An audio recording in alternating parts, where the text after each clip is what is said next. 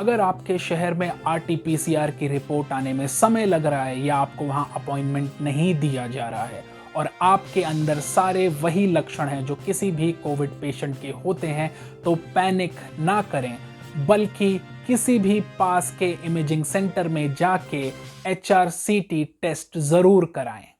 HRCT test के दम पे कम से कम आप डॉक्टरी सलाह लेकर अपना इलाज शुरू कर सकते हैं।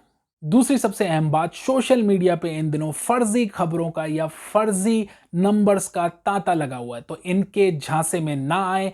कई बार कई लोग कई रैंडम नंबर आपको दे रहे हैं, जहां बात करने पर पता चलता है कि वो आपसे 60 से 65 हजार रुपए प्रति सिलेंडर की मांग कर रहे हैं। ऐसा ही हुआ हमारे एक रिश्तेदार के साथ, तो आप इन सब झांसों में ना आए। मुश्किल घड़ी में हमने जायजा लिया दिल्ली की सड़कों का, जहां पे हमने पाया कि एक तो लोग अभी भी बेफजूल घर से बाहर निकल रहे हैं, और दूसरा, जितना ही चेक पॉइंट होने चाहिए और जितनी चेकिंग दिल्ली की शासन व्यवस्था को करनी चाहिए, उतनी सड़कों पर नहीं है। देखिए ये रिपोर्ट। अब शहर में पंछियों से ज्यादा एम्बुलेंस की आवाज सुनाई देने लगी है। हर तरफ हाहाकार है, फिर भी लोग हैं जो अपनी जिम्मेदारी नहीं समझ रहे हैं। तो दिल्ली में ना लॉकडाउन है, आपको घर से बाहर नहीं निकलना है, लेकिन लॉकडाउन है। और वो कैसा लॉकडाउन है ये दिखाता हूँ मैं आपको आगे, कि किस तरह से लोग अभी भी बेतरतीबी से घर से निकल रहे हैं और इधर उधर जा रहे हैं, जबकि उनको कोई जरूरत नहीं है घर से निकलने की। आप चाहे किसी भी रास्ते चले जाएं, लेकिन मौत का मंजर जैसे आपके साथ ही चलता चला जा रहा है।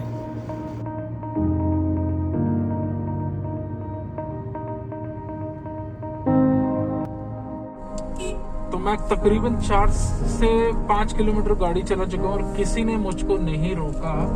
अब जाके ये एक यहाँ पे चेक पॉइंट मिला है, जहाँ पे भाई सब पूछ रहे हैं सबसे। ये देखते क्या होता है, क्या पूछते हैं।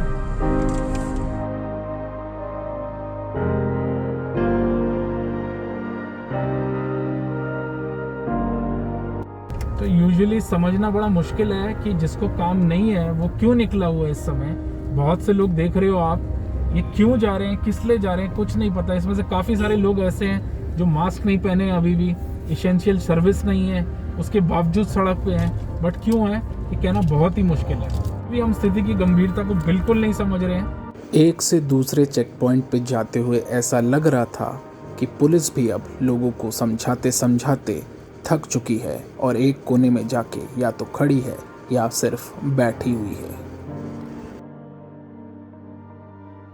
पिछले 24 घंटे में 3,32,000 से ज्यादा केसेस आए हैं और 2200 लोगों की मौत हो गई है। अब ये जो लोग घूम रहे हैं सड़कों पे, और ये कौन सी एसेंशियल सर्विस है? हमारी तो मजबूरी है, हम तो एसेंशियल सर्विस में आते हैं, लेकिन इनकी साली कौन सी मजबूरी है?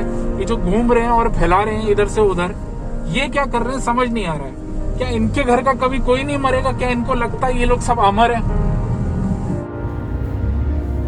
हालांकि कुछ लोगों को पूछताछ की जा रही है, लेकिन समझ नहीं आ रहा कि अगर आप एसेंशियल सर्विस है नहीं तो भाई घर से निकलना क्यों? आपने मजाक बना रखा है। शमशान में लोगों की यहाँ लाइन लगी हुई है, उसके बावजूद नहीं समझ रहे। ये कैब वाले को मैंने देखा अभी, इसने इतने लोग बैठाए हुए हैं, बीच में लोग उतार दिए कि चेक पॉइंट क्रॉस करके फिर बैठाएगा। ये इस तरह से चोरी करते हैं। विदा के समय गले लगाने वाले इस देश में वो समय आ गया है कि अपने अपनों से दूर अस्पतालों में दम तोड़ रहे हैं और हम उनसे मिल भी नहीं पा रहे हैं।